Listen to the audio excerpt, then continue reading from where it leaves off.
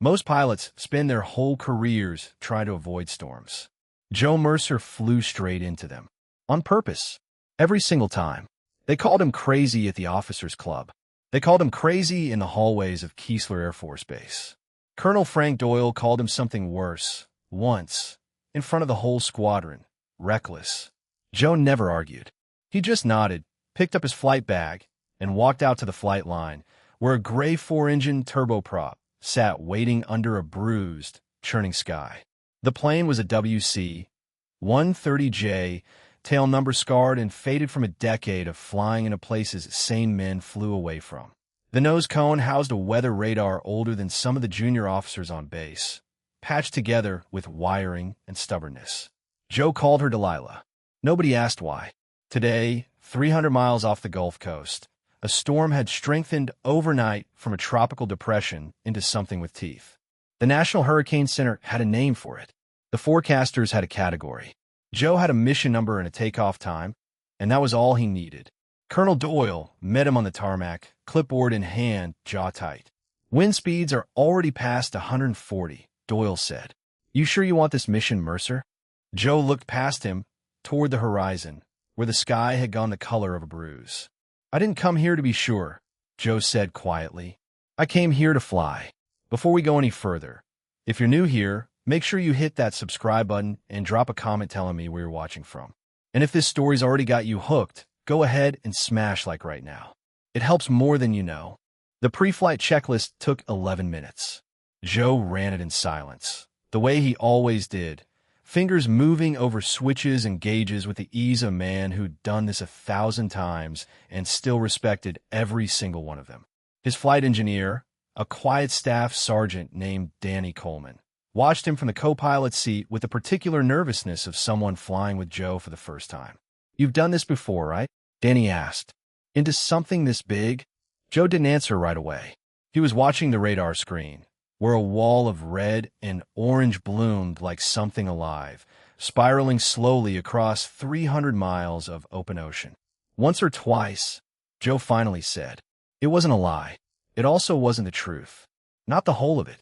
There's a scar along the inside of Joe's left forearm, thin and pale, half hidden under his flight suit sleeve. Danny had noticed it during the handshake before boarding. He hadn't asked. Something about the way Joe had pulled his sleeve down told him not to.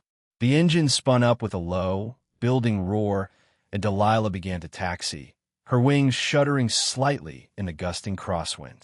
Outside the cockpit windows, palm trees bent nearly sideways, and the airfield's windsock stood out stiff and horizontal, straining against its pole.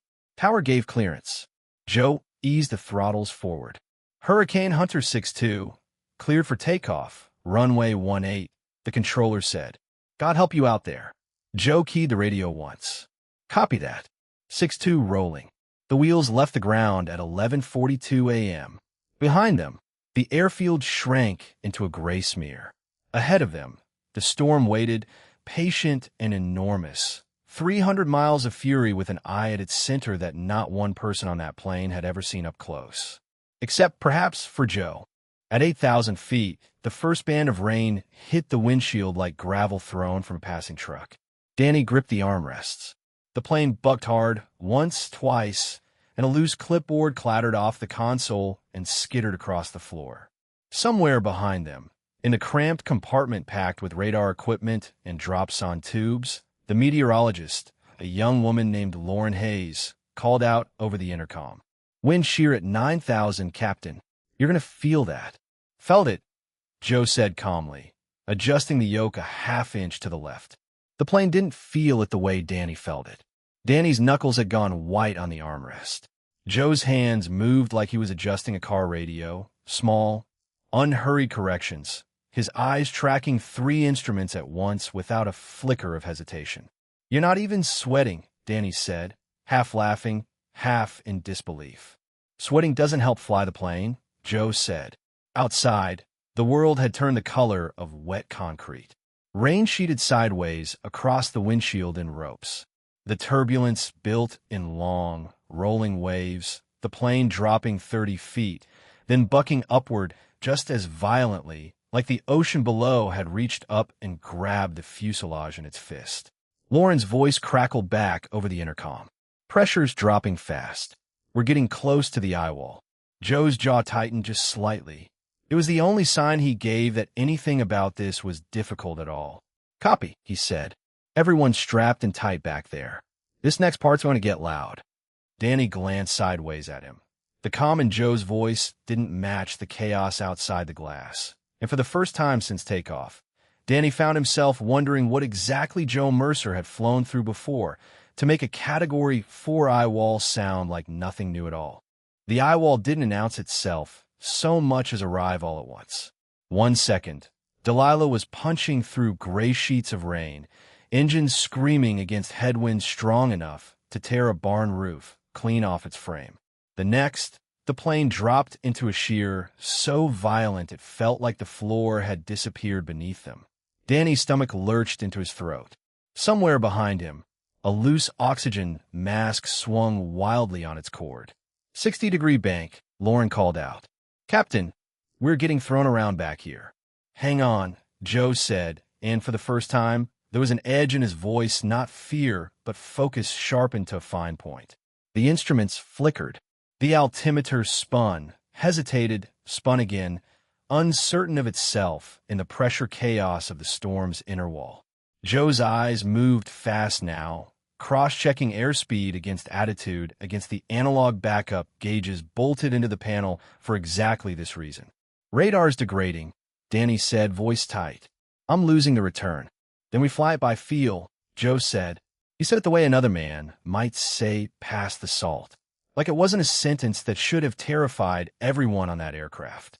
The plane shuddered, a deep, bone-rattling shake that ran the length of the fuselage, and for 3 long seconds, nobody spoke because speaking felt like it might shake something else loose. Then, as suddenly as it began, the shaking stopped. The rain vanished from the windshield like someone had shut off a faucet. The clouds peeled back, and ahead of them, impossibly, sunlight broke through a perfect, silent ring of blue sky. Danny stared, speechless. The eye, Joe said quietly, and for just a moment, something in his voice sounded almost like relief. Almost. You've seen this before, Danny said. It wasn't a question anymore. Joe didn't answer. He just kept flying. Inside the eye, the world went eerily, impossibly still. Below them, the ocean churned white and furious inside a ring of towering cloud walls, 60,000 feet high on every side, like flying inside the throat of something enormous and alive. Sunlight poured through the opening above, gold and strange against the storm-dark horizon in every direction. Pressure's at 914 millibars, Lauren called out, and even over the intercom, Danny could hear the disbelief in her voice. That's stronger than they forecasted. A lot stronger. Joe's eyes flicked to the instruments, then to the yoke, then to the wall of cloud they were about to fly straight back into. Copy, he said. Data's good. We need 3 more passes through for a full profile. Danny turned to him, incredulous. 3 more? Joe, we just got out of that. That's the job, Joe said simply. In one side, out the other, back around. Every pass gives them another 6 hours of warning on the coast. Every 6 hours is people getting out before landfall instead of after. Danny opened his mouth to argue, then closed it again. Something about the way Joe said it, flat, certain, without a trace of bravado, made arguing feel pointless. Colonel Doyle's voice crackled through on the long-range radio, faint and staticky. 6-2, Doyle. Status check. Joe keyed the mic. 6-2 is in the eye. Good data. Proceeding for additional passes. There was a pause on the other end, long enough that Danny wondered if the signal had dropped. Copy, 6-2, Doyle said finally, his voice different now, quieter. Be careful out there, Mercer. Joe glanced at the wall of cloud ahead of them, at the storm waiting to swallow them whole again, and eased the throttles forward. Always am, Colonel, he said. Always am. The second eye wall hit harder than the first. Delilah punched back into the storm wall at 8,000 feet, and this time the turbulence came without warning, a sudden gut punch of shear that threw the plane 30 degrees off axis before Joe could even correct. Losing airspeed indicator, Danny called out, voice climbing. It's reading garbage, Joe, I don't. Backup gauges, Joe said, cutting through the panic with a voice so level it almost didn't belong in the cockpit. Cross-reference GPS ground speed against pitch attitude. We fly the numbers we trust. Danny's hands fumbled across the panel, and Joe reached over without looking, guiding his fingers to the right dial. It wasn't impatience. It was practice, the kind of movement a man makes when he's talked someone else through exactly this kind of failure before. How do you know all this, Cole? Danny shouted over the roar of the engines and rain hammering the fuselage like gunfire. This isn't standard training, man. This is... Focus on the gauges, Danny. In the back, Lauren's voice came through tight and clipped. We just lost the tail radar. I'm reading manual only now. Copy, Joe said. Give me pressure readings every 30 seconds. We'll fly this blind if we have to. The plane bucked again, hard enough that a loose bolt somewhere in the fuselage rattled audibly against metal. Rain streaked sideways across the windshield in violent ropes, and for a moment, visibility dropped to nothing, gray on gray on gray, the horizon gone entirely. Joe's hand stayed steady on the yoke. His eyes never left the instruments.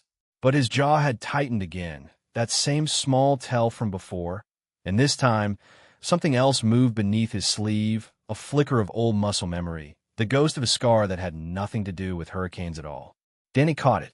He didn't understand it, but he filed it away, the same way you file away a word you don't know yet, but suspect you'll need later. The instrument panel flickered again, this time worse. The attitude indicator spun once, froze, then began drifting slowly, lying to them about which way was up. Danny stared at it, then at the storm outside, then back at Joe. Attitude indicators failing, he said. Joe, if that thing dies completely, we won't know if we're climbing or diving. Then we won't trust it, Joe said. Watch the horizon when you can see it. Watch the VSI. Watch the engine sound. The plane will tell you the truth, even when the gauges lie. Where did you learn to fly like this? Danny's voice cracked slightly, not from fear of the storm anymore, but from something closer to disbelief. This isn't hurricane hunter training. This is... He stopped himself. He didn't have the word for what it was, but it sounded a lot like combat. Joe didn't answer. He was too busy fighting the yoke, muscling Delilah back level against a gust that tried to roll her 30 degrees on her side. The engine screamed under the strain, RPMs climbing past redline for 3 long seconds before Joe eased them back with the kind of surgical precision that came from somewhere far outside a weather squadron syllabus. In the back, Lauren's voice cut through, sharper now. Captain, drops on bay, just took damage. I'm losing a sensor feed. Copy. Log what you've got. We push through. Push through. Danny stared at him. Joe, we're hanging on by threads back here. Joe's eyes flicked toward him, just for a second, calm and unreadable, the kind of calm that didn't come from confidence alone. It came from somewhere much older, much harder earned. I've hung on by less, Joe said quietly, and turned back to the storm, leaving Danny with a question he didn't yet know how to ask. Back at Keesler, Colonel Doyle stood in the operations room, staring at a radar screen, tracking a blip that kept disappearing and reappearing inside the storm's outer bands. We're losing telemetry on 6-2, a young airman said, worry creasing his forehead. Signals in and out. Storm stronger than the models predicted, sir. A lot stronger. Doyle said nothing for a long moment, arms crossed, eyes fixed on the flickering. Pull Mercer's file, he said finally. The airman blinked. Sir, his weather squadron file's right here, I can. No, Doyle said. The other one. The airman hesitated, then typed a request into a terminal, and a login screen appeared, one that required clearance far above a standard operations desk. Doyle stepped forward and entered his own credentials, his fingers hovering over the keys for a moment before he committed. The screen loaded slowly. A photo appeared first, younger, harder-eyed, in a different uniform entirely. Then a name. Then a designation that made the airman's breath catch in his throat. Sir, the airman said slowly, reading over Doyle's shoulder. This says he flew combat search and rescue. Extraction missions. And whether nobody else would touch. Doyle didn't answer right away. His eyes were fixed on a single line near the bottom of the file, a commendation, heavily redacted, dated 6 years earlier, somewhere the file didn't name and the airman didn't ask about. "Call sign widow," the airman read aloud, almost to himself. "Why widow?" Doyle's radio crackled at that exact moment, Joe's voice breaking through the static, tight but controlled, from somewhere deep inside the storm. "Keesler Ops, this is 6-2. We have a problem." Doyle grabbed the mic before the airman could even finish reacting. 6-2, go ahead. What's your status?" "Number 3 engines losing oil pressure," Joe said, voice steady despite the words. "Fluctuating hard. I don't like the trend." In the cockpit, Danny's eyes went wide as he scanned the gauge Joe was already tracking. "That's dropping fast, Joe. If it seizes, then we lose an engine 300 miles offshore, inside a Category 4. Joe finished for him, calm as a man reading a grocery list. "I am aware." Lauren's voice cut in from the back, tighter now. "Captain, do we abort? We got enough data for a preliminary profile already." Joe's eyes moved between the oil pressure gauge, the storm wall ahead, and the fuel calculations scrolling across his mental math faster than anyone else on that plane could follow. "Negative," he said. "One more pass. Forecasters need the full pressure gradient or the coastal warnings won't be accurate. People plan evacuations off this data. I'm not giving them half a picture." "Joe," Danny's voice had an edge of pleading in it now. "This isn't a training run.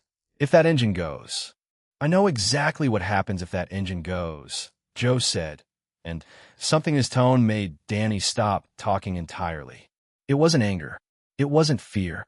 It was the voice of a man who had already lived through the worst version of this sentence once before and survived it and knew precisely, coldly, what the odds looked like on the other side of failure. The radio crackled. Doyle's voice broke through, unusually urgent. 6-2, Keesler Ops. Be advised, be advised. We need you to hold position and reassess before that next pass." Joe keyed the mic, eyes never leaving the instruments. "Copy Ops. Reassessing." He didn't slow the plane down at all. Behind him, Danny caught sight of the scar on Joe's forearm again, fully exposed now, where his sleeve had ridden up during the turbulence. Thin, pale, unmistakably shaped like something that hadn't come from a training accident. "Joe," Danny said quietly, "what happened to you out there?" Joe didn't answer immediately. The plane bucked hard again, and both men's attention snapped back to the instruments, the oil pressure needle dropping another 2 points, the storm wall looming gray and merciless less than a minute out. "Later," Joe said. "Fly now, talk later." He eased Delilah into a shallow turn, lining up for the final pass. And in that moment, something in his posture changed, subtle, almost invisible to anyone who hadn't spent the last hour watching him fly. His shoulders dropped half an inch. His breathing slowed. It was the exact opposite of what fear should have looked like, and Danny realized, watching him, that he was looking at a man settling into something familiar. Something he'd done before, in far worse company than a hurricane. Back at Keesler, Doyle stood frozen at the radar screen, the classified file still glowing on the terminal beside him, a photo of a much younger Joe Mercer staring back at him in a flight suit that bore no weather squadron patch at all. "Sir," the airman said carefully, "should we recall him?" Doyle's hand hovered over the radio. 6 months ago, he'd called this same pilot reckless in front of an entire squadron. Now he was staring at a file that suggested reckless was the last word that had ever applied to Joe Mercer. "No," Doyle said slowly. "Let him fly." In the cockpit, the number 3 engine's oil pressure gauge dropped another notch, the needle trembling now in the red, and outside the windshield, the eye wall rose up ahead of them like a wall of black glass, waiting. Joe's hands settled on the yoke, steady as still water. "Hang on," he said quietly, to no one and everyone at once. "This is the part where it gets interesting." The engine held for 11 more seconds, then began to shudder, a deep mechanical stutter that Danny felt through the soles of his boots before he even saw the gauge confirm it. "Oil pressure's critical," he said, voice sharp now. "Joe, we need to shut it down before it seizes and takes the wing structure with it." Joe's hand was already moving, precise, unhurried despite the storm screaming outside the glass. Feathering 3, he said, and the words came out like a checklist recited 1,000 times before in 1,000 worse skies than this one. Done. Confirm prop feathered. Feathered, Danny called back, watching the propeller blades slow, twist, and go still against the gray chaos outside. The plane lurched sideways as the asymmetric thrust hit, 3 engines fighting to compensate for the deadforce, and Joe's hands worked the rudder pedals in smooth, constant corrections, fighting a yaw that would have put a less experienced pilot into a spin within seconds. We're at 70% power on the remaining engines. Lauren called from the back, voice tight but professional. Can we hold altitude? We can hold altitude, Joe said. Barely, but we can hold it. Danny stared at him, sweat running down his temple despite the cold sweat of adrenaline, not heat. Joe, 3 engines inside a Cat 4 eyewall. We are 1 bad gust away from. I know the math, Joe said, cutting him off but not unkindly. I've done this math before. Something in the way he said it made Danny stop arguing entirely. It wasn't bravado. It wasn't denial. It was the flat, factual tone of a man who had once calculated these exact odds under circumstances Danny couldn't begin to imagine and lived to calculate them again. The radio crackled. Doyle's voice, tighter now, urgent in a way Danny had never heard from the colonel before. 6-2, be advised, we've got you on radar. You're inside the worst of the northern eyewall. Recommend you divert south immediately. Joe keyed the mic without hesitation. Copy ops. Negative on the divert. Data's not complete. There was a long pause on the other end. Then quietly, almost himself, copy widow. Danny's head snapped toward the radio. Did he just call you widow? Danny asked, staring at Joe now, instead of the instruments, storm forgotten for half a second.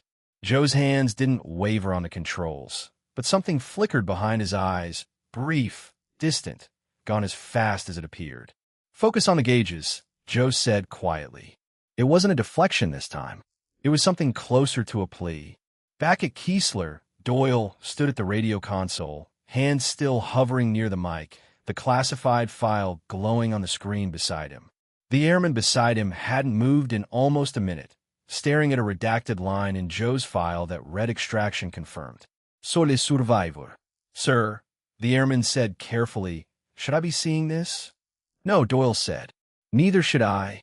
He closed the file, but the image stayed with him, a younger Joe Mercer, hollow-eyed, standing in front of a helicopter with a name painted beneath the cockpit window, a name that matched the call sign he'd just used on an open radio channel by accident. In the storm, Delilah shuddered again, the third engine's absence making every gust feel personal, deliberate, like the storm itself was testing the gap. Pressure's still dropping, Lauren called from the back. 902 millibars. Captain, this is stronger than any storm on record for this basin in a decade. Joe's jaw tightened. Copy. Log it. Every number matters. Danny watched him work, hands steady, eyes calm, flying a crippled aircraft through the single most violent hurricane in a decade, like it was a Tuesday afternoon training flight, and the question that had been building in his chest for the last hour finally broke loose. Joe, he said quietly, whose extraction was it? The one that left that scar. Joe's hands tightened almost imperceptibly on the yoke. Outside, lightning split the black sky in half, illuminating his face for one bright, unguarded second, long enough for Danny to see something there that had nothing to do with the storm at all. Not now, Joe said. Ask me when we're on the ground. The plane hit a downdraft so violent it felt like the floor had dropped out from under them entirely. Danny's stomach lurched into his throat as Delilah fell 200 feet in under 3 seconds, the altimeter spinning fast enough to blur, loose gear crashing against the fuselage walls behind them. Somewhere in the back, Lauren let out a short, sharp sound, not quite a scream, quickly swallowed. I've got it, Joe said, and hauled back on the yoke with both hands, muscling the nose up against a headwind that fought him every inch of the way. The engine screamed. The airframe groaned, a deep metallic sound that no pilot ever wants to hear from the inside. For 3 long seconds, the outcome hung entirely in the balance. 3 engines against a hurricane that didn't care about flight manuals or maximum structural limits. Then, slowly, agonizingly, the nose came up. The descent stopped. Delilah leveled out at 4,000 feet, shaking like a wounded animal, but level. Danny exhaled a breath he didn't know he'd been holding. He stopped, unable to find a word that fit. That was normal for this storm, Joe said. His voice was steady, but his hands, Danny noticed, were trembling now, just slightly, the first crack in the composure he'd held since takeoff. Your hands, Danny said quietly. Joe glanced down at them, then flexed his fingers once, deliberately, until the tremor stilled. They do that sometimes, he said. After. Not during. After what? Joe didn't answer. He was watching the instruments again, watching the storm wall ahead of them. One final pass, standing between them and the data that would tell coastal communities exactly how much time they had left before landfall. The radio crackled once more, Doyle's voice quieter now, almost gentle. 6-2, be advised, you're clear to abort. Nobody back here would blame you. Joe keyed the mic, eyes fixed forward. Copy ops. But somebody down there is depending on this data to get their family out in time. I'm not aborting. He eased the throttles forward, back toward the wall of black cloud, and did not look back. The final pass began in silence, the kind of silence that exists only inside the eye of a hurricane. Sunlight pouring down through a perfect circle of blue sky, while 60,000-foot walls of black cloud churned on every horizon. Lauren's voice came through the intercom, softer now, almost reverent. Pressure's at 894 millibars, Captain. That's one of the lowest readings ever recorded in this basin. Joe absorbed the number without reaction, the way a man absorbs facts he already suspected. Copy. Log it. Transmit it the second we're in range. Coastal warnings need this now, not after we land. Danny studied him in the strange gold light filling the cockpit, the calm surface, the trembling hands now stilled again by sheer will, the scar disappearing back beneath his sleeve where he'd tugged it down without seeming to notice he was doing it. You've flown into the eye before, Danny said. Not a question this time. A certainty. Joe was quiet for a long moment, eyes on the horizon, on the deceptive calm surrounding them. Different kind of storm, he said finally. Different kind of eye. Danny wanted to press further, but something about the stillness in Joe's face stopped him. The particular exhaustion of a man who had already told this story to himself 1,000 times in the dark and didn't need to tell it again out loud. Not yet. Not here. The radio crackled. Doyle's voice. Careful now. 6-2 ops. Copy your data. Forecast Center says this changes their entire landfall projection. You may have just moved the warning window by 6 hours. Joe closed his eyes for half a second, just half a second, something passing behind them that looked almost like relief, almost like grief, hard to tell which. Copy ops, he said. 6-2 beginning egress through the southern wall.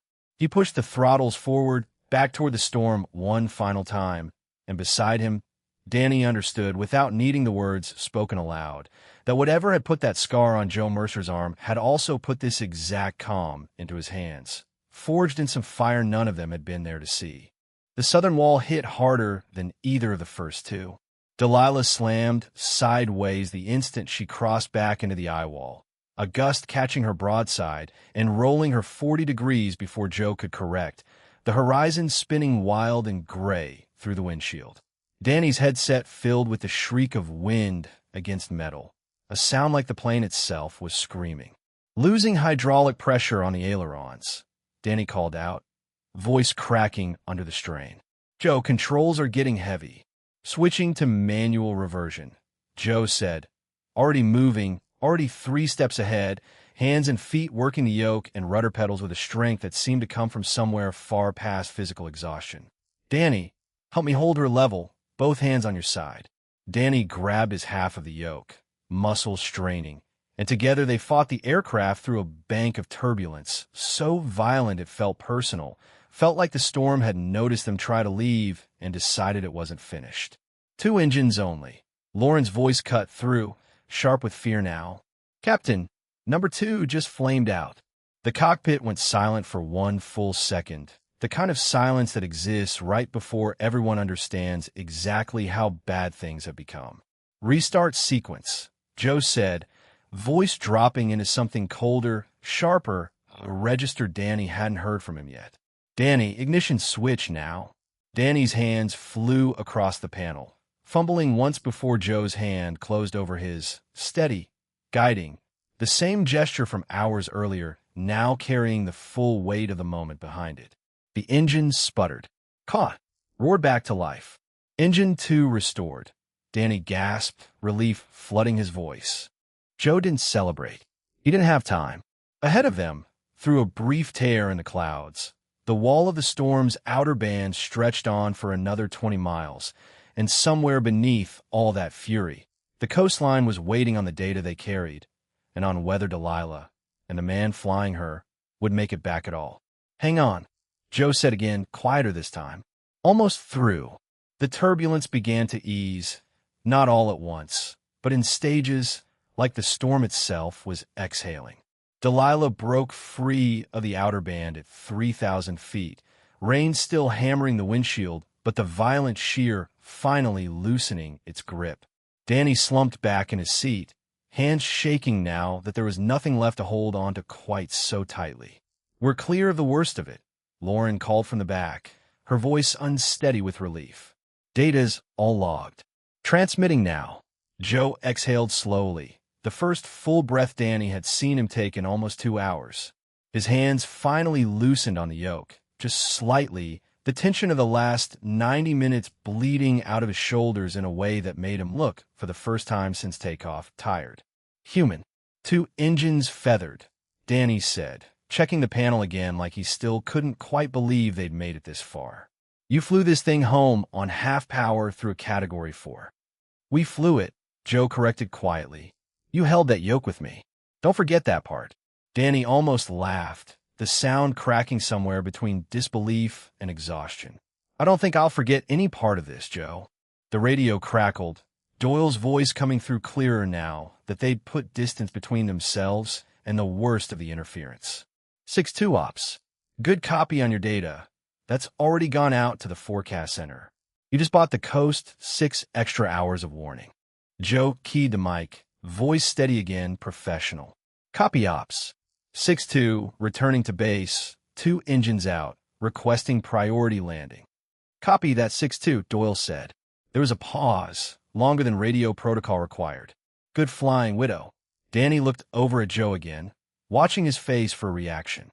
There wasn't much of one, just a small, tired nod, the kind of acknowledgement a man gives when he's heard something he spent a long time trying not to hear again. Joe, Danny said quietly, when we land, you're going to tell me, right? Joe was quiet for a moment, eyes on the horizon, where, far in the distance, the coastline was just beginning to appear beneath the clearing clouds. Yeah, he said finally, when we land. The flight back was quieter than the flight in, the kind of quiet that settles over people who've survived something together and don't yet have the words for it. Lauren came forward from the equipment bay somewhere over open water, dropping into the jump seat behind Joe and Danny, her face pale but steady. She'd flown a dozen storms before. She'd never flown one like this. That reading in the eye, she said. 894 millibars. That's going to be studied for years. Good, Joe said. That's the whole point. Danny glanced sideways at him again. Every few minutes, his eyes drifted to the scar on Joe's forearm, visible now where his sleeve had ridden up and stayed up, like Joe had simply run out of energy to keep hiding it. Widow, Danny said quietly, testing the word. That's not a weather squadron call sign. Joe's hand stayed on the controls, steady, guiding Delilah through the last stretch of ragged gray clouds toward clearer skies ahead. No, he agreed. It's not. You going to tell me what it means? Joe was quiet for a long moment, long enough that Danny thought he might not answer at all. Every mission I ever flew, Joe said finally, voice low, somebody didn't come back. Except me. Every single time. Eventually, guys stopped saying my name on the radio. They just said, there goes the Widow Maker, and left it at that. Danny didn't say anything. There wasn't really anything to say to that. I didn't earn the name flying into storms, Joe added quietly. I earned it flying into places worse than storms. This, he gestured at the windshield, at the retreating hurricane behind them. This I chose. That's different. Lauren, listening from the jump seat, said nothing either, but something in her expression had shifted, the way people's expressions shift when a person they thought they understood turns out to be someone else entirely. The landing gear groaned down at 400 feet, hydraulics straining under the weight of a plane that had fought a hurricane and won, barely. Joe's hands were perfectly still now, the earlier tremor long gone, replaced by the same surgical calm that had carried them through the eye wall not once, but 3 times. 2 engines. Crosswind gusting to 40 knots. A runway slick with rain and debris blown in off the storm's outer bands. Airspeed 130, Danny called out, voice tight with concentration. 125. Gear down and locked. Copy, Joe said. His eyes never left the runway numbers, growing larger through the rain-streaked windshield. Flaps 30. Watch the crosswind. It'll try to walk us off centerline in the flare. The plane crabbed sideways against the gusting wind, nose angled 10 degrees off the runway heading. A maneuver that required exactly the kind of precision most pilots only read about in training manuals. Joe held it, steady, patient, waiting for the exact right moment. 100 feet, Danny called. 90, 80. At 50 feet, Joe kicked the rudder hard, straightening the nose in one clean motion, the wings leveling in perfect sync as the main gear touched down with a firm, controlled thud, followed a half-second later by the nose while settling onto the wet pavement. Down, Danny breathed out, disbelief and relief tangled together in his voice. We're down. Joe brought the throttles back, easing Delilah onto the taxiway, past a line of emergency vehicles that had been staged along the runway, just in case, red and blue lights flashing uselessly now against the gray afternoon. Through the windshield, Danny could see Colonel Doyle standing on the tarmac in the rain. No umbrella, no cover, just standing there, watching the aircraft roll in with 2 engines feathered and a hurricane's fury still visible in the streaks of damage along her fuselage. Joe brought the plane to a final stop on the ramp and killed the remaining engines, the roar fading slowly into an exhausted, ringing silence. We made it, Danny said quietly.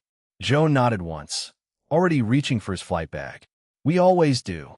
The cabin doors swung open, and humid, storm-washed air rushed in to meet them. Joe stepped down onto the tarmac first, flight suit soaked through, exhaustion finally visible in the set of his shoulders now that there was nothing left to hold together. Danny followed close behind, legs unsteady, staring around at the ground crew already swarming the aircraft, checking the feathered engines, the dented fuselage panels, the damage that told the story better than any debrief could. Colonel Doyle was waiting at the bottom of the stairs. He didn't say anything at first. He just stood there, rain soaking through his uniform, staring at Joe with an expression Danny had never seen on the colonel's face before, something caught between disbelief and something closer to shame. Mercer, Doyle said finally. Colonel, Joe said, voice flat with exhaustion, but respectful all the same. Doyle glanced down at the folder tucked under his arm, the one he'd printed off the terminal back in ops, the one with a redacted commendation and a call sign that matched what he'd just heard over an open channel. I called you reckless, Doyle said quietly. In front of the whole squadron. You did, Joe agreed simply. No bitterness in it. Just fact. I was wrong. Joe didn't respond right away.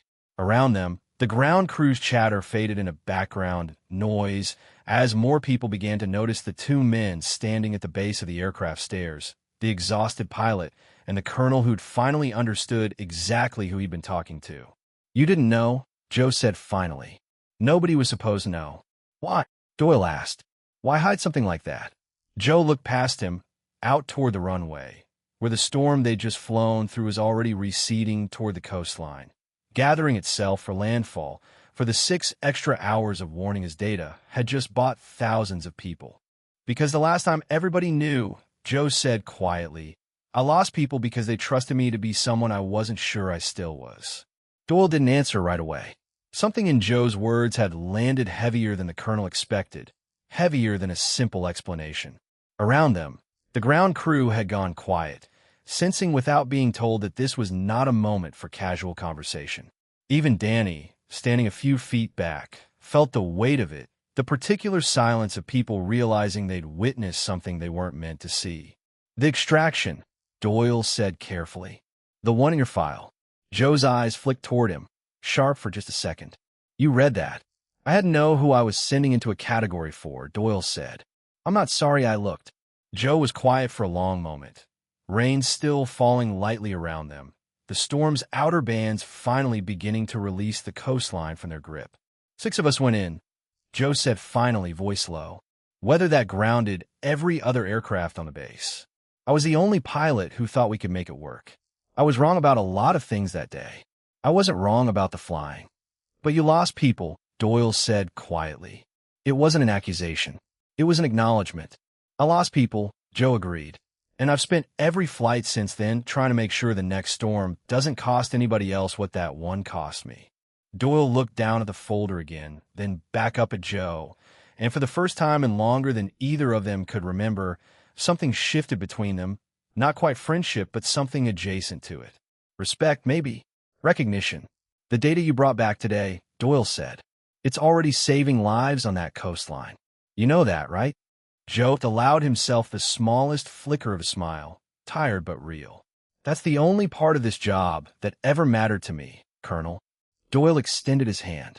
Joe looked at it for a long moment before finally taking it, a firm, simple handshake between two men who understood, finally, exactly what they were looking at in each other. Word spread through the squadron faster than the storm itself had moved across the Gulf.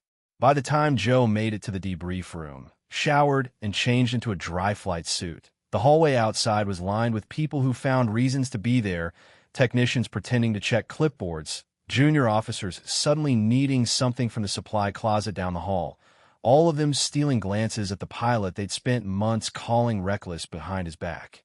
Danny walked beside him, still processing everything he'd learned in the last 6 hours. "They all know now," Danny said quietly. "Word's already out." "Word always gets out eventually," Joe said, not slowing his pace. "Doesn't change anything. Same flights tomorrow. Same storms next season." They reached the debrief room, where Lauren was already seated, laptop open, still compiling the data that had already been forwarded to the National Hurricane Center. She looked up as Joe entered, and something in her expression had changed since the flight. Not fear exactly, but a kind of careful respect she hadn't shown before. "Captain," she said, "the forecast center's already revising their landfall models based on our eye reading. They're saying this could be the most accurate intensity data collected on a storm this strong in 15 years. Joe nodded, dropping into a chair with the particular heaviness of a man whose adrenaline had finally completely run out. "Good," he said simply. "That's what it's for." Outside the debrief room window, the sky over Keesler had cleared to a pale, washed-out blue, the storm long gone toward the coastline where, hours from now, families would begin evacuating with hours to spare that hadn't existed before that morning's flight. Danny sat down across from him, studying Joe's face, the exhaustion, the quiet, the scar he no longer bothered hiding beneath his sleeve. "You're going back up next storm?" Danny said. "Not a question." "Every storm," Joe said, "as long as they'll let me fly." The official debrief lasted 40 minutes. Doyle sat on all of it, saying little, listening more than Danny had ever seen him listen in 6 months of shared briefings. When it ended, most of the room filed out quickly, technicians and officers eager to spread what they'd witnessed. But Doyle lingered by the door, waiting until only Joe remained, gathering his notes into a worn leather folder that looked older than most of the equipment on the plane. "Mercer," Doyle said. Joe looked up. "That commendation in your file," Doyle said. "The one that's mostly blacked out. I don't need to know what it says. I just wanted you to know that I saw enough to understand I had no right to call you what I called you." Joe closed the folder slowly. "You didn't know. That's not really an excuse," Doyle said. "I've commanded pilots for 11 years, and I let a rumor about recklessness stand instead of asking why a man flies the way you fly. That's on me." Joe considered this for a moment, then extended his hand again, the same simple gesture from the tarmac, except this time it felt less like a formality and more like something settled between them. "Apology accepted, Colonel," Joe said. "For what it's worth, I never needed you to know. I just needed to keep flying." Doyle shook his hand, firm, steady. You'll have every storm this squadron flies, if you want them. I want them, Joe said simply. As Doyle turned to leave, he paused at the doorway, looking back at Joe one more time. Widow, he said quietly. Why do you still answer to it? After everything it cost you? Joe was quiet for a moment, considering the question seriously, the way he considered everything. Because forgetting it happened doesn't honor the people I lost, he said finally. Flying into the next storm does. Doyle nodded once, understanding settling into his face, and left Joe alone with his notes and the quiet hum of the debrief room lights. That evening, Danny found Joe out on the flight line, alone, standing beside Delilah with a flashlight, running his hands slowly along a dent in the fuselage where debris had struck during the second eyewall pass. Thought you'd be resting, Danny said, walking up beside him. Want to check on her first, Joe said, patting the aircraft's aluminum skin gently. She earned it. Danny studied the damage alongside him, the scorched paint near the number 3 engine, the dented panel below the cockpit window, evidence of a fight that most people would never fully understand from the outside. Can I ask you something? Danny said. Joe glanced at him. You've earned that much today. Does it ever get easier? Flying into it, knowing what you know now. Joe was quiet for a long moment, eyes moving over the storm-battered aircraft in the fading evening light. No, he said honestly, but it gets clearer. Every storm, every flight, it's not about being unafraid. It's about deciding the data matters more than the fear. Danny nodded slowly, filing that away the way he'd filed away everything else that day. For what it's worth, he said, I'm glad I was in that cockpit with you. Joe allowed himself a small, tired smile, the first genuine one Danny had seen from him all day. Same flight, next storm season, Joe said. If you're still interested, try and stop me, Danny said. They stood together in silence for a while longer, two men who'd flown into the heart of something enormous and come back changed by it. The flight line quiet around them, the storm they'd chased now churning somewhere far off the coast. Weaker now, more predictable, thanks to the data carried home in the belly of a battered aircraft named after a woman neither of them had ever met. 3 days later, the storm made landfall along the Gulf Coast. Weaker than initially feared, its path and intensity forecasted with a precision that surprised even veteran meteorologists. Evacuation orders had gone out nearly 6 hours earlier than they would have without Joe's final pass through the eye. 6 hours that translated into empty houses instead of trapped families, into shelters filled instead of hospitals overwhelmed. Joe watched the coverage from the squadron's break room, sitting quietly among airmen who now looked at him differently than they had a week earlier, not with pity or curiosity, but with the particular respect reserved for people who do dangerous, necessary things without asking for recognition. Colonel Doyle appeared in the doorway partway through the broadcast, watching the footage of empty coastal streets, of families safely settled in inland shelters. Your data did that, Doyle said quietly, nodding toward the screen. Our data, Joe corrected, glancing toward Danny and Lauren, seated nearby. Whole crew flew that storm.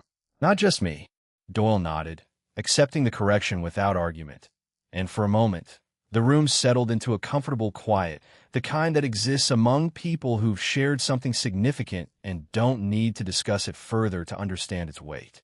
Later that evening, Joe walked out to the flight line alone again, standing beneath Delilah's wing as the sun set behind her, painting the fuselage gold and orange, erasing, for a moment, the scars and dents left behind by the storm. He didn't feel like a hero. He never had, not once in all the years since the mission that earned him a call sign he'd never asked for. He just felt tired and quietly, deeply certain that tomorrow, if another storm formed somewhere out over warm water, he'd be back in that cockpit, doing the only thing he'd ever truly known how to do well. Saving people from a distance, in a way most of them would never even know about.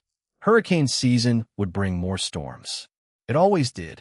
Joe Mercer would fly into every single one the Air Force asked him to, quietly, without complaint, carrying a scar under his sleeve and a call sign he'd earned the hardest way possible, using both in his own way to make sure fewer families ever had to learn what loss really cost. Colonel Doyle never called him reckless again. Danny never stopped asking questions, and Joe, slowly, over the following months, answered a few more of them, not all at once, but in pieces, the way old wounds sometimes finally get the air they need to properly heal. Nobody at Keesler forgot the day Joe Mercer flew 3 passes through the eye of a Category 4 hurricane on 2 engines and came home with data that saved a coastline's worth of lives. But Joe himself rarely brought it up. He was already thinking about the next storm, the next flight, the next chance to turn fear into 6 extra hours somebody else could use to get their family to safety. Because that, in the end, was the whole story. Not recklessness, not fearlessness either. Just a quiet, stubborn refusal to let the worst day of his life be the last time he ever tried to help. If this story hit home, make sure to hit that like button, drop a comment telling us what you would have done in that cockpit, and subscribe for more unforgettable military and aviation stories. We'll see you in the next one.